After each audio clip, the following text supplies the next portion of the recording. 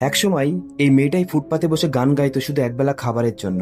মানুষ পাশ দিয়ে হেঁটে যেত, কেউ শুনতো না তার কণ্ঠ, কিন্তু আজ সেই একই কণ্ঠ শুনতে হাজার হাজার মানুষ টিকিট কাটে। আসুন আমরা জেনে নিই কিভাবে ফুটপাতের একটা অচেনা মেয়ে হয়ে উঠলো দেশের সবচেয়ে জনপ্রিয় গায়িকাদের মধ্যে একজন। শহরের ব্যস্ত রাস্তার পাশে একটা ছোট্ট ফুটপাতে ছিল তার বাড়ি। বৃষ্টি হলে ভিজে যেত বিছানা, শীতে কাঁপতে কাঁপতেই রাত কাটতো।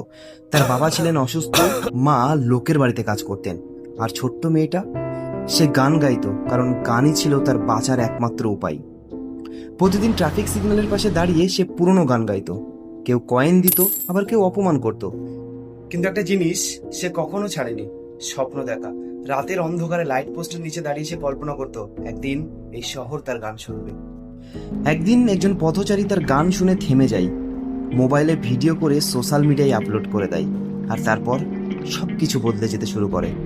মাত্র কয়েকদিনের মধ্যেই ভিডিওটা লাখ লাখ মানুষ দেখে ফেলে।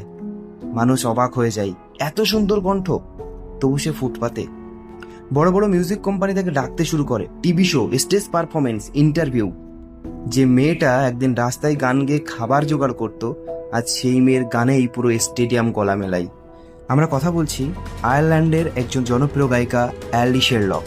আয়ারল্যান্ডের লাভলিন শহরের গ্রাফটন স্টেটের ফুটপাতে গিটার বাজিয়ে গান গাইতেন তিনি। 2017 সালে এড শিরানের একটি গানের কভার ভিডিও ইন্টারনেটে ভাইরাল হলে তিনি বিশ্বব্যাপী পরিচিত পান।